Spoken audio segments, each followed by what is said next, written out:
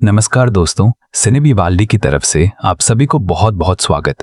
आज हम एक्सप्लेन करने वाले हैं होइचोई ऐप पर हाल ही में रिलीज हुई एक वेब सीरीज जिसका नाम है रक्तफलक। उम्मीद है मेरा एक्सप्लेनेशन आप सभी को बहुत पसंद आएगा। तो चलिए शुरू करते हैं। 1000 साल पहले की एक घटना। सोमपुर राजवंश का एक मठ, जहां मुख्य सन्यासी बुद्ध के सामने ध्यान कर रहे थे, तभी उनका शिष्य बुद्धिभद्र कुछ गांव वालों को लेकर वहां आता है। वे बताते हैं कि एक और शिष्य वज्रकेतु और उसके साथियों ने गांव की 3 युवतियों का अपहरण कर लिया है।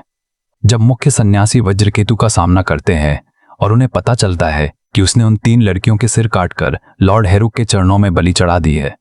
वहां लॉर्ड हेरुक और माता वज्रवाराही की एक मूर्ति थी जो असामान्य रूप से चमक रही थी। यह देखकर मुख्य सन्यासी बहुत क्रोधित हो जाते हैं और श्राप दे देते हैं। इसके बाद दृश्य वर्तमान समय यानी आज के समय में आता है। दिखाया जाता है कि शुभ नाम का एक व्यक्ति एक सस्ती जमीन खरीदने जा रहा है। उस जमीन को लोग भूतिया कहते हैं, लेकिन वह इन बातों पर विश्वास नहीं करता। हालांकि उसके मन में थोड़ा डर था, फिर भी वह आगे बढ़ जाता है। दूसरी तरफ शुभ की भाभी उर्मी, जो आर्थराइटिस की बीमारी से पीड़ित हैं, पैरों की समस्या के कारण ऊपर की मंजिल से नीचे नहीं उतर पाती। इसलिए वह अपनी नौकरानी आदशी को बगीचा साफ करने के लिए कहती हैं। बगीचे में काम करते समय आदशी अचानक 1000 साल पुरानी लॉर्ड हेरुक की मूर्ति खोज लेती है। वह उस मूर्ति को लाकर पूजा घर में रख देती है और तभी मूर्ति चमकने लगती है, यानी अशुभ शक्ति सक्रिय हो जाती है। दूसरी तरफ जब शुभ उस प्लॉट के पास पहुंचता है, तब उसे एक लड़की की आवाज सुनाई देती है जो उसे वहां से चले जाने के लिए कहती है। अचानक जमीन से एक भयानक हाथ निकलकर उसका पैर पकड़ लेता है। तभी वहां कृष्णानंद मैत्र नाम के एक तांत्रिक का आगमन होता है। वह अपनी मंत्र शक्ति से शुभ को बचा लेते हैं और उस आत्मा को दूर कर देते हैं। बाद में पुलिस वहां आती है और मैदान के नीचे एक महिला का कंकाल मिलता है। पता चलता है कि 4 साल पहले उसकी हत्या करके उसे वहीं दफना दिया गया था। उसकी आत्मा मुक्ति पाने के लिए लोगों पर हमला करती थी। कृष्णा सारी जानकारी पुलिस को दे देते हैं। शुभ को अस्पताल ले जाया जाता है क्योंकि उसके पैर में काफी चोट लगी थी। बाद में एक इंस्पेक्टर बताता है कि कृष्णा एक शक्तिशाली तांत्रिक है जिसे गांव वाले अगमबागीश के नाम से जानते हैं। कई लोग कहते हैं कि उसके पास असाधारण शक्तियां हैं। यहाँ तक कि कुछ लोगों का मानना है कि उसकी उम्र 400 साल से भी ज्यादा है। वह कहां से आया है या कोई नहीं जानता। वह बहुत ही रहस्यमय व्यक्ति है। यहाँ तक कि वह इंसान भी है या नहीं, यह भी कोई पक्का नहीं कह सकता। इधर उर्मी के घर में दिखाया जाता है कि उसका पति कह रहा है कि वह उनकी बेटी तितली को कोलकाता पढ़ने भेजेगा, लेकिन उर्मी इसके लिए बिल्कुल तैयार नहीं है। उसके अनुसार तितली ठीक से पढ़ाई नहीं करती। उसने अभी अभी परीक्षा दी है। अगर अच्छे नंबर आएंगे तब देखा जा कि दोनों बहनें अंकिता और अंतरा अक्सर उसका मजाक उड़ाती थी। वे असल में शुभ की बेटियां हैं और यहाँ एक बात पता चलती है कि शुभ असल में उर्मी का देवर है, एगा। इसके अलावा तितली के स्मार्टफोन इस्तेमाल करने पर भी उसे आपत्ति थी क्योंकि वह हमेशा फोन में लगी रहती थी। इसी कारण इसके बाद के दृश्य में कृष्णा ध्यान में बैठकर देखता है कि शुभ के पूरे परिवार को बेरहमी से मार दिया गया है। यहाँ तक कि तितली का कटा हुआ सिर भी दिखाई देता है। तभी गुरुदेव दीपंकर की आत्मा उसके सामने प्रकट होती है और कहती है कि समय आ गया है 1000 साल पुराने उस श्राप को खत्म करने का। गुरु का यह आदेश सुनते ही कृष्णा तुरंत तैयार हो जाता है। इधर उर्मी चिंतित होकर शुभ से पूछती है कि उसे चोट कैसे लगी। उसे तो पिछली रात ही लौट आना था, क्या उसने जमीन देख ली? शुभ कहता है कि वह बाद में सब बताएगा। उर्मी बताती है कि शुभ की पत्नी रीमा बाहर गई हुई है। तब शुभ रीमा को फोन करता है। रीमा बताती है कि उसे कैब नहीं मिल रही, इसलिए वह पैदल घर लौट रही है और लगभग पहुंच चुकी है। फोन कटते ही अचानक एक महिला आत्मा उस पर हमला कर देती है। इसके बाद कृष्णा शुभ के घर पहुंचकर बताता है कि उनके परिवार पर बहुत बड़ा खतरा आने वाला है। यही पहला एपिसोड खत्म होता है और दूसरा एपिसोड शुरू होता है। दूसरा एपिसोड वर्तमान समय से 20 साल पहले की एक घटना से शुरू होता है। वहां 8-10 साल का एक लड़का टेनिया और उसकी मां मायारानी को दिखाया जाता है। वे दोनों साथ रहते हैं। मायारानी का पति नहीं है। वह मछली काट रही थी, तभी टेनिया बहुत गुस्से में था क्योंकि बाहर एक कुत्ता लगातार भौंक रहा था। वह बार बार उस कुत्ते पर गुस्सा कर रहा था, लेकिन उसकी माँ उसे शांत करते हुए कहती है कि वह तो सिर्फ एक कुत्ता है, इतना गुस्सा करने की क्या जरूरत है। कुछ देर बाद माया बाहर जाती है और टेनिया से मछली का ध्यान रखने के लिए कहती है, लेकिन लौट कर आने पर वह देखती है कि टेनिया घर में नहीं है और मछली काटने वाला बोटी भी गायब है। बाहर जाकर खोजने पर उसे पता चलता है कि टेनिया ने उसी बोटी से उस कुत्ते को मार डाला है और कह रहा है कि अब वह कुत्ता कभी नहीं भौंकेगा। यानी बचपन से ही टेनिया के अंदर क्रूरता थी। इसके बाद फिर वर्तमान समय में लौटकर दिखाया जाता है कि कृष्णा शुभ के पूरे परिवार को बता रहा है कि वे बहुत बड़े खतरे में हैं। कृष्णा पूछता है कि क्या उसके परिवार के सभी लोग घर पर ही हैं। तब शुभ कहता है कि उसकी पत्नी शॉपिंग के लिए गई है। तभी वहां तितली आती है। तितली को देखकर कृष्णा बहुत चिंतित हो जाता है, क्योंकि वह जानता है कि अगर कुछ नहीं किया गया तो इस मासूम लड़की के साथ कुछ बुरा हो सकता है। उसने ध्यान में इसी परिवार को खतरे में देखा था। दूसरी तरफ रीमा को दिखाया जाता है कि एक महिला आत्मा उसका पीछा कर रही है। वह बहुत डर जाती है। तभी शुभ और कृष्णा समय पर वहां पहुंच जाते हैं। कृष्णा पवित्र राग जमीन पर फैलाकर समझ जाता है कि वहां एक बदला लेने वाली आत्मा मौजूद है, इसलिए वह शुभ और रीमा से तुरंत वहां से चले जाने को कहता है। लेकिन अजीब बात यह थी कि अगर आत्मा रीमा को मारना चाहती तो बहुत पहले मार सकती थी, लेकिन उसने ऐसा नहीं किया। आत्मा सिर्फ उसे डराने की कोशिश कर रही थी। इसके बाद दिखाया जाता है कि माधुरी नाम की एक लड़की कोलकाता में कैब का इंतजार कर रही है, लेकिन कोई कैब नहीं रुकती। तभी एक लड़का आकर उसे अपनी गाड़ी में लिफ्ट देने की बात करता है। कई बार मना करने के बाद भी जब वह लड़का जोर देने लगता है तो वह गाड़ी में बैठ जाती है, क्योंकि लड़का कहता है कि यह जगह सुरक्षित नहीं है। दूसरी तरफ शुभ के घर में उसका पूरा परिवार दिखाई देता है। शुभ का बड़ा भाई फिजिक्स का प्रोफेसर है और वह कृष्णा की बातों पर बिल्कुल भरोसा नहीं करता। उसके अनुसार रीमा सिर्फ हलुसिनेशन देख रही है। वह कृष्णा को ठग कहकर अपमानित करता है। उसे लगता है कि कृष्णा पैसों के लिए यह सब कर रहा है। शुभ अपने बड़े भाई के व्यवहार के लिए माफी मांगता है। कृष्णा कहता है कि वह इन सब बातों से बहुत ऊपर उठ चुका है। वह अपना फोन नंबर देकर कहता है कि अगर कभी मदद की जरूरत पड़े तो बिना देर किए उसे फोन करना। इसके बाद कृष्णा वहां से चला जाता है। रात में दिखाया जाता है कि सैमी तितली के मैसेज का कोई जवाब नहीं दे रहा, क्योंकि जिसने माधुरी को लिफ्ट दी थी वह असल में सैमी ही था, तितली का बॉयफ्रेंड, और देखने में वो बिल्कुल भी अच्छा इंसान नहीं लगता। रात में जब अंकिता बाथरूम में जाती है तब उसे वहां एक भयानक आत्मा की मौजूदगी महसूस होती है। वह डरकर बाहर आ जाती है और सब उससे पूछते हैं कि क्या हुआ, लेकिन वह इतनी डरी हुई थी कि ठीक से कुछ बता नहीं पाती। दूसरी तरफ गाड़ी के अंदर सैमी को दिखाया जाता है। वह माधुरी को एक सुनसान जगह पर ले जा रहा है। माधुरी समझ जाती है कि वह किसी बड़े खतरे में फंस चुकी है। जब वह पुलिस को फोन करने की कोशिश करती है तभी सैमी उसका सिर गाड़ी के डैशबोर्ड पर मारकर उसे बेहोश कर देता है। इधर कृष्णा ध्यान में देखता है कि 1000 साल पहले वज्रकेतु और उसके साथियों ने कैसे उन 3 लड़कियों का जंगल से अपहरण किया था, यानी गांव वालों की बातें सच थीं। वर्तमान समय में दिखाया जाता है कि सैमी फोन पर तितली से बात करते हुए उससे गंदी तस्वीरें मांग रहा है, लेकिन तितली मना कर देती है। तभी उसकी मां उर्मी वहां आ जाती है और उसे डांटने लगती है। उर्मी कहती है कि उसके पिता उसे पढ़ाई के लिए कोलकाता भेजना चाहते थे, लेकिन अब उसे कोलकाता नहीं भेजा जाएगा, क्योंकि वह हर समय फोन पर लड़कों से बात करती रहती है। तितली बहुत गुस्सा हो जाती है, क्योंकि वह कोलकाता जाना चाहती थी पढ़ाई के लिए और सैमी से मिलने के लिए। गुस्से में वह बाथरूम में जाकर दरवाजा बंद कर रोने लगती है। फिर अचानक फैसला करती है कि वह सैमी के लिए अपनी कुछ तस्वीरें खींचकर उसे भेज देगी, क्योंकि उसे लग रहा था कि सिर्फ सैमी ही उसे प्यार करता है, उसके माता पिता नहीं। यानी तितली अभी बहुत छोटी है और सही गलत समझने लायक परिपक्व नहीं हुई है। इसके बाद दिखाया जाता है कि सैमी एक मांस की दुकान के सामने खड़ा है। जब वो मांस कटते हुए देखता है तब उसके अतीत की कुछ यादें वापस आने लगती हैं। अचानक उसके हाथ पर एक तीर का निशान उभर आता है, जिसकी वजह से उसके हाथ में खुजली होने लगती है और वह बहुत बेचैन महसूस करने लगता है। इसके बाद सैमी अपने अड्डे पर जाता है, जहां उसकी मुलाकात उसके 2 दोस्तों से होती है।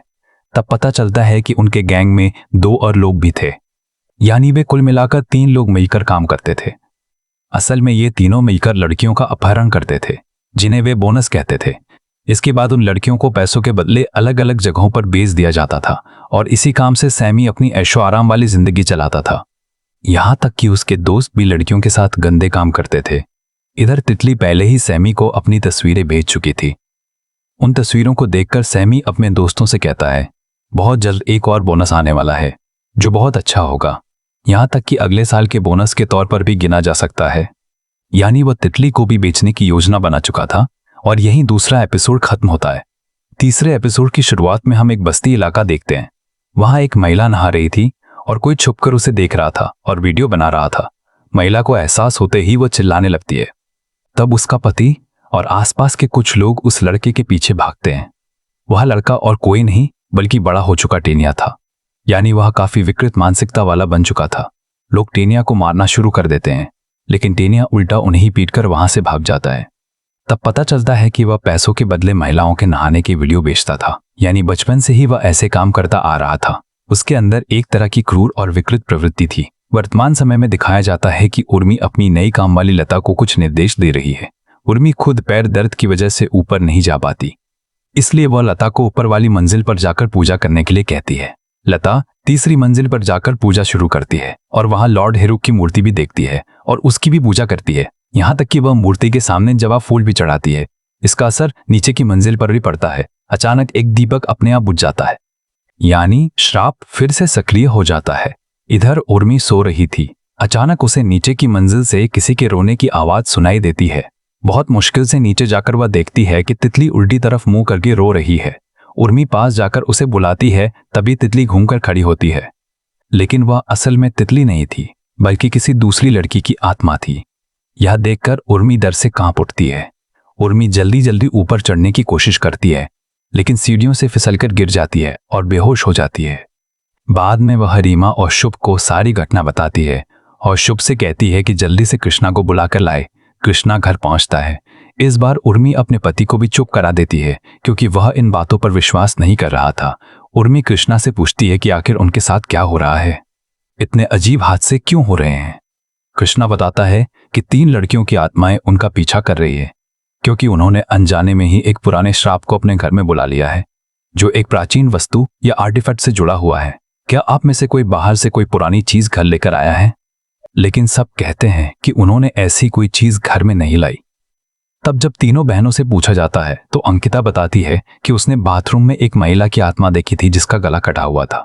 इसके बाद उर्मी कृष्णा से अनुरोध करती है कि जब तक सब ठीक नहीं हो जाता तब तक वो उनके घर में ही रहे। इसके बाद रात का दृश्य दिखाया जाता है, जहां सैमी तितली को फोन करता है और तितली छत पर जाकर वह कॉल रिसीव करती है। वहां हमें पता चलता है कि सैमी असल में तितली को कोलकाता अपने पास बुलाने की कोशिश कर रहा है। वह तितली को घर छोड़कर भाग आने के लिए उकसा रहा था, क्योंकि वह उससे शादी करना चाहता है। तितली कुछ कहने ही वाली थी, तभी पीछे से कृष्णा आकर कहता है कि क्या उसे इस तरह रात में अकेले छत पर आने से डर नहीं लगता, खासकर तब जब घर में इतने अजीब हादसे हो रहे हो। तितली कहती है कि वह भूत प्रेत पर विश्वास नहीं करती, क्योंकि वह साइकोलॉजी पढ़ती है और आगे भी वही पढ़ना चाहती है। उसके अनुसार यह सब सिर्फ दिमाग का खेल है, शैडो साइकोसिस है और तंत्र मंत्र जैसी कोई चीज असल जिंदगी में नहीं होती। यह सुनकर कृष्णा कहता है कि प्यार भी एक तरह का तंत्र है, बल्कि सबसे शक्तिशाली तंत्र। असल में वह घुमा फिराकर सैमी की ही बात कर रहा था। सच्चे प्यार और गलत प्यार के बीच फर्क होता है। इसके बाद तितली सोने चली जाती है।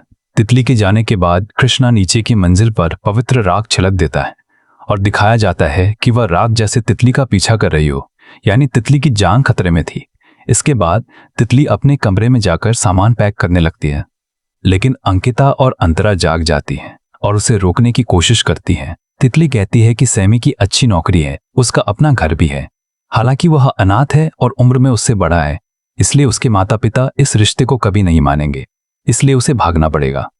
तब अंकिता और अंतरा कहती हैं कि अगर तितली जाएगी तो उन्हें भी साथ लेकर जाना होगा, नहीं तो वे चिल्लाकर सबको जगा देंगी और बता देंगी कि तितली भाग रही है, क्योंकि वे भी उस भूतिया घर में नहीं रहना चाहती। और ये सुबह रीमा ऊपर जाकर देखती है कि तीनों लड़कियां कमरे में नहीं हैं। यह देखकर वो डर जाती है। इधर लता को पूजा घर में पूजा करते हुए दिखाया जाता है। वह लॉर्ड हेरुक की मूर्ति पर भी फूल चढ़ा रही थी। तभी नीचे बैठा कृष्णा, जो एक पुराना शास्त्र पढ़ रहा था, अचानक कुछ असामान्य महसूस करता है। वह समझ जाता है कि इस समस्या का संबंध उसी श्रापित वस्तु से है और वह इसी घर के पूजा घर में मौजूद है। वह जल्दी से उर्मी के पास जाकर पूजा घर का स्थान पूछता है और दौड़कर वहां पहुंचता है। दूसरी तरफ रीमा आकर उर्मी को बताती है कि तीनों लड़कियां गायब हैं और तितली का फोन भी बंद है। कृष्णा पूजा घर में जाकर देखता है कि लॉर्ड हेरुक की मूर्ति चमक रही है। वह समझ जाता है कि सारी समस्या की जड़ यही है। वह मूर्ति को उठाकर कहता है कि उसने बहुत देर कर दी। इतने दिनों से समस्या की जड़ उसके सामने होने के बावजूद वह समझ नहीं पाया। यही तीसरा एपिसोड खत्म होता है। चौथे एपिसोड की शुरुआत में टेनिया यानी सैमी की मां माया को दिखाया जाता है। कुछ महिलाएं उसके बेटे के बारे में बुरी बातें कर रही थीं। माया कहती है कि उसका बेटा अब उसके लिए मर चुका है। उसने उसे बहुत पहले ही घर से निकाल दिया था। घर लौटने पर माया एक डिब्बा देखती है। पता चलता है कि यह डिब्बा 30 साल पहले उसकी सास ने उसे दिया था और इसे बहुत संभाल कर रखने को कहा था, क्योंकि इसके अंदर की वस्तु श्रापित है। हम समझ जाते हैं कि यह श्रापित वस्तु लॉर्ड हेरुक का फलका है। और भी डरावनी बात यह थी कि उनके पूरे खानदान में सिर्फ वह और उसका पति ही बचे थे, और जिस दिन यह वस्तु उस डिब्बे में नहीं होगी उसी दिन समझ लेना कि हलदार परिवार खत्म हो जाएगा। यह सच समझते ही माया खुद अपनी जान ले लेती है, क्योंकि वह जानती थी कि अब कोई नहीं बचेगा। वर्तमान समय में तितली के घर में सब चिंता में पड़ जाते हैं कि तीनों लड़कियां कहाँ चली गईं। शुभ सोचता है कि शायद वे कहीं घूमने गई हैं और फोन बंद हो गया होगा, लेकिन मामला बहुत गंभीर था। तभी कृष्णा उस श्रापित रेलिक को ढूंढ निकालता है और कहता है कि उससे थोड़ी देर हो गई। समस्या की जड़ हमेशा यही थी। यही रेलिक सारी समस्याओं का कारण है, जो 1000 साल पहले हुई किसी घटना के कारण श्रापित हो चुका है। उसके गुरु ने पहले ही उसे इसके बारे में बताया था। सब लोग कहते हैं कि उन्हें नहीं पता यह वस्तु घर में कैसे आई, लेकिन अब सबकी सबसे बड़ी चिंता लड़कियों को ढूंढना था। कृष्णा कहता है कि लड़कियों में से किसी एक का कपड़ा लाकर दें। कृष्णा ध्यान के जरिए देखता है कि तीनों लड़कियां सैमी के जाल में फंसकर कोलकाता चली गई हैं और सैमी उन्हें एक रेस्टोरेंट में खाना खिलाने ले जा रहा है। लेकिन तभी कोई उसकी दिव्य दृष्टि रोक देता है। यह देखकर कृष्णा भी हैरान रह जाता है। आखिर कौन इतना शक्तिशाली हो सकता है जो उसकी शक्तियों को भी रोक दे, यहां तक कि उसके गुरु की शक्ति को भी। तभी कृष्णा के गुरु उसके सामने प्रकट होते हैं। वह कहते हैं कि समय को अपने तरीके से चलने देना चाहिए।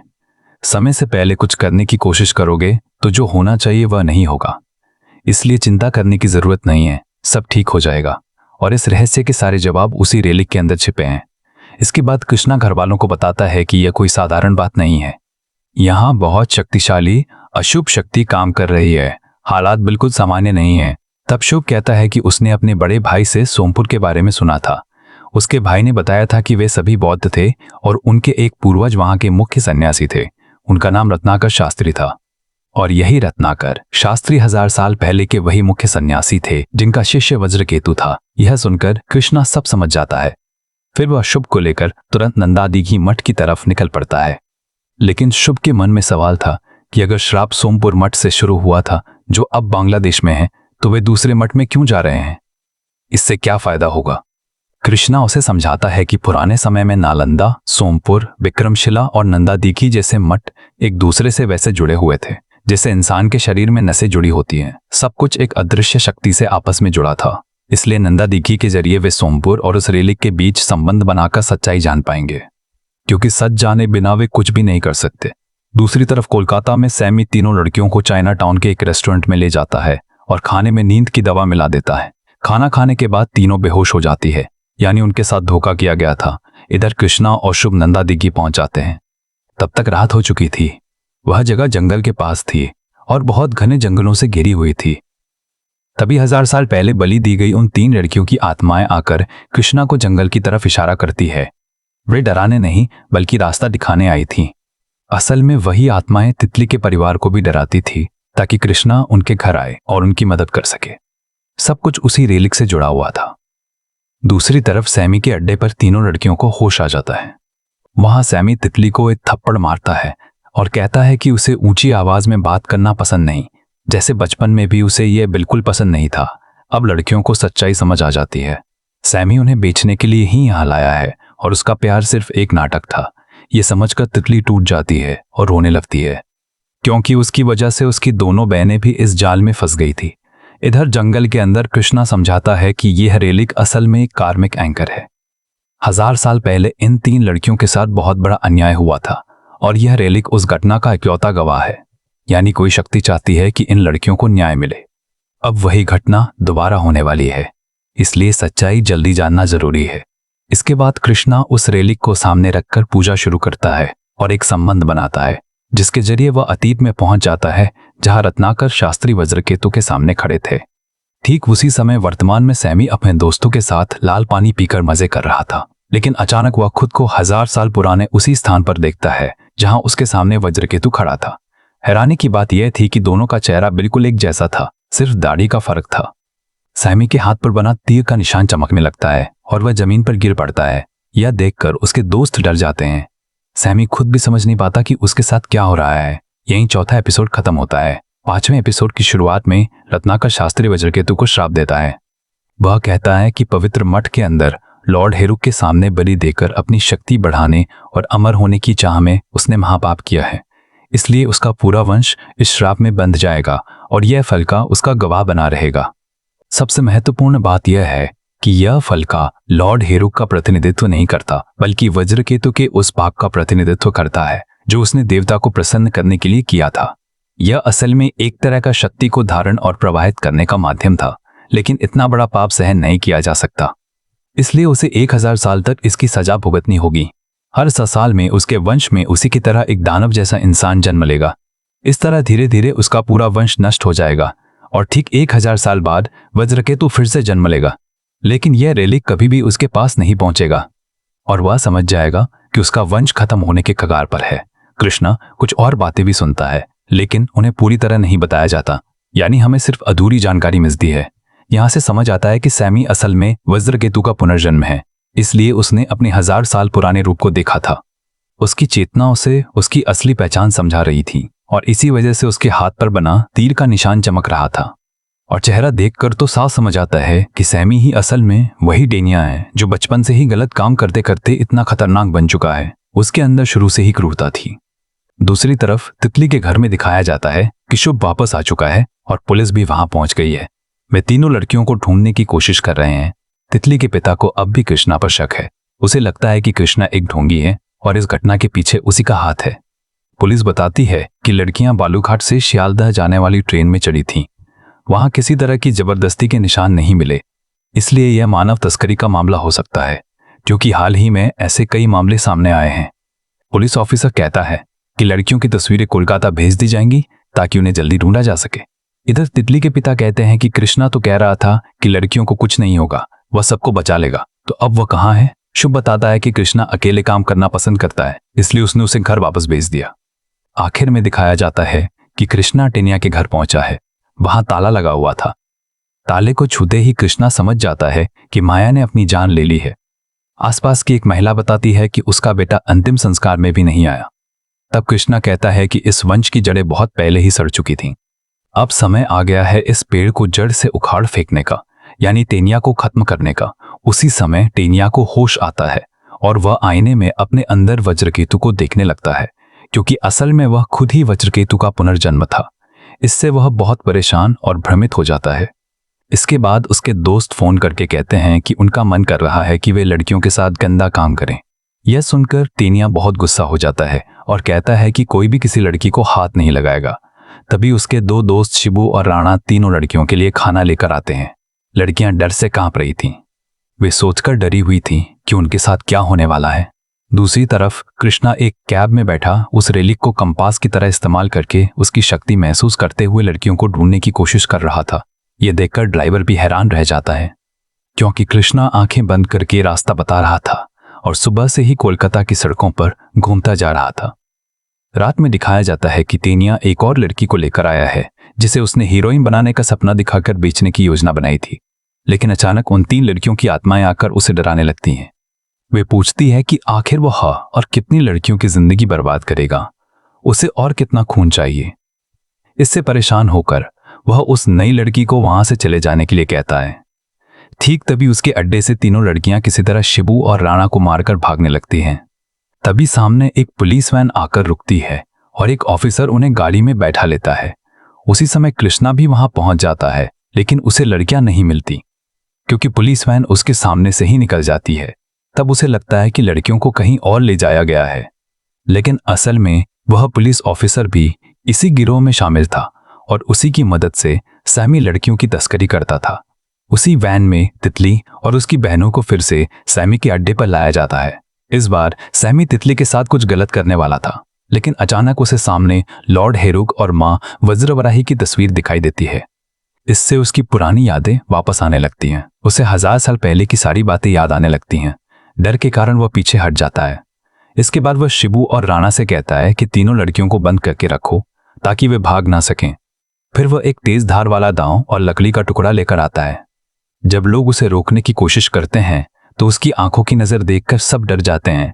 ऐसा लग रहा था कि उसके अंदर का वज्रकेतु पूरी तरह जाग चुका है। यही 5वां एपिसोड खत्म होता है। अब आते हैं आखिरी यानी 6ठे एपिसोड पर। शुरुआत में ही दिखाया जाता है कि सैमी पूरी तरह वज्रकेतु में बदल चुका है। उसकी चेतना पूरी तरह इस शरीर में प्रवेश कर चुकी थी। उसने अपने हाथों से दीवार पर मां वज्रवराई और लॉर्ड हेरुक की तस्वीर बना दी थी और वह इससे बहुत खुश था। दूसरी तरफ तितली के घर में पुलिस को खबर मिलती है कि उसके फोन की लोकेशन ट्रेस हो गई है। वह कोलकाता के तारातला इंडस्ट्रियल एरिया के पास है। तुरंत थाने में खबर भेजी जाती है और तस्वीरें शेयर की जाती हैं। सैमी से मिला हुआ पुलिस ऑफिसर यह देखकर डर जाता है, क्योंकि अगर हेडक्वार्टर के ऑफिसर वहां पहुंच गए तो सब पकड़े जाएंगे। इसलिए वह सैमी को फोन करता है, लेकिन सैमी अपनी पागलपन भरी हालत में डूबा हुआ था, इसलिए वह ऑफिसर खुद वहां जाने के लिए निकल पड़ता है। इधर सैमी सबसे पहले तितली की बलि देना चाहता था, क्योंकि 1000 साल पहले उसकी साधना अधूरी रह गई थी। आज वह फिर से लॉर्ड हेरुक के सामने वही अनुष्ठान पूरा करना चाहता था। लेकिन जैसे ही वह तितली की बलि देने वाला होता है, तभी कृष्णा वहां पहुंच जाता है और अपनी शक्ति से दूर से ही उस दाव को रोक देता है। उसकी शक्ति वज्रकेतु से भी ज्यादा थी। तब कृष्णा कहता है कि 1000 साल पहले ही रत्नाकर शास्त्री ने श्राप दिया था कि 1000 साल बाद लॉर्ड हेरुक की संगिनी यानी माँ वज्रवराही स्वयं आकर इस दानव वज्रकेतु को दंड देंगी और वह इंसान के रूप में जन्म लेंगी, यानी तितली के अंदर ही माँ वज्रवराही की शक्ति मौजूद है। और उस शक्ति को जगाने वाला रहस्यमय व्यक्ति और कोई नहीं बल्कि खुद कृष्णा है। इसके बाद भयंकर युद्ध शुरू होता है। कृष्णा बार बार तितली से कहता है कि वह अपने अंदर की शक्ति को जगाए, अपने डाकिनी रूप को प्रकट करे। तभी वह भ्रष्ट पुलिस ऑफिसर पीछे से आकर कृष्णा को गोली मार देता है। देवी को पुकारते पुकारते आखिरकार कृष्णा निढाल होकर गिर जाता है। चारों तरफ जल रही मोमबत्तियां और दीपक बुझ जाते हैं, जैसे देवी ने उसकी प्रार्थना स्वीकार कर ली हो। अचानक पूरा वातावरण बदल जाता है और तितली वज्रवराही के रूप में प्रकट होती है। ध्यान देने वाली बात यह थी कि लता जो अपराजिता फूल रोज चढ़ाती थी, वही फूलों की माला उसके गले में थी। देवी के सामने वज्रकेतु सिर झुका देता है, प्रणाम करता है और माफी मांगता है। देवी पहले उसके सिर पर हाथ रखती हैं, लेकिन उसके पाप याद आते ही वह उसका गला काटकर उसे मार देती हैं। इसके बाद वह उस भ्रष्ट पुलिस ऑफिसर के सीने में भी दाव घोंपकर उसे खत्म कर देती हैं। वज्रवराही को अक्सर अपना कटा हुआ सिर हाथ में पकड़े हुए दिखाया जाता है, जो बुरी शक्तियों के विनाश का प्रतीक है। इसके बाद देवी कृष्णा की तरफ देखकर दुखी होती हैं और उसके घाव भरकर उसे फिर से जीवित कर देती हैं। कृष्णा वापस जिंदा हो जाता है। तब तितली को भी होश आ जाता है, यानी देवी शांत हो चुकी थी। तितली बहुत डर जाती है, लेकिन तीनों लड़कियां अब सुरक्षित थीं। इसके बाद पुलिस वहां पहुंचती है, लेकिन उन्हें वहां सिर्फ लाशें और तीनों लड़कियां मिलती हैं। कृष्णा वहां नहीं होता। पुलिस को लगता है कि सैमी और उसके साथियों का उस पुलिस ऑफिसर के साथ कोई झगड़ा हुआ था, इसलिए यह सब हुआ। असल में कृष्णा ने ही लड़कियों को बचाया था और अपना काम खत्म करके वह रेलिक को लेकर वहां से चला गया। लड़कियां घर लौटकर सबको बताती हैं कि कृष्णा अंकल ने ही उन्हें बचाया, नहीं तो वे जिंदा वापस नहीं लौट पाती। आखिर में दिखाया जाता है कि कृष्णा नदी किनारे उस रेलिक को पवित्र राख के साथ जमीन में दफना देता है और उसके ऊपर अपराजिता फूल चढ़ाता है। तभी उसके गुरु फिर से उसके सामने आते हैं और कहते हैं कि यहाँ उसका काम खत्म हो चुका है, अब उसे किसी और जगह जाना होगा। यानी कृष्णा इसी तरह अलग अलग जगहों पर जाकर लोगों को श्रापित रेलिक से बचाता है। संक्षेप में यह एक श्रापित रेलिक की कहानी थी, जिसे द कर्स्ड रेलिक या ब्लडी रेलिक भी कहा जा सकता है। इस सीरीज का संबंध भोग नाम की एक दूसरी सीरीज से भी दिखाया गया है। अब कुछ छिपी हुई बातें। लॉर्ड हेरुक का पूरा नाम हेरुक चक्रसंबरा है। उन्हें आमतौर पर उनकी डाकिनी संगिनी वज्रवराही के साथ दिखाया जाता है, जो पुरुष और स्त्री की एकता और शक्ति का प्रतीक है। असल में वज्रवराही का संबंध हिंदू धर्म की छिन्नमस्ता माता से भी मिलता जुलता है। तिब्बती बौद्ध धर्म और हिंदू धर्म में कई समानताएं हैं, खासकर तंत्र और योग की उच्च शक्तियों के मामले में। इस सीरीज के इंट्रो में ही पूरी कहानी का संकेत दे दिया गया था। अगर कोई ध्यान से देखे तो शुरुआत में ही समझ सकता था कि आगे क्या होने वाला है। मुख्य विचार यह था कि लॉर्ड हेरुक एक दयालु देवता है, लेकिन पाप करने पर वह क्रोधित हो जाते हैं और उस पापी के वंश को 1000 साल तक श्राप देते हैं और 1000 साल बाद वज्रवराही आकर उस पापी का अंत करती हैं। इस सीरीज में भी बिल्कुल यही हुआ।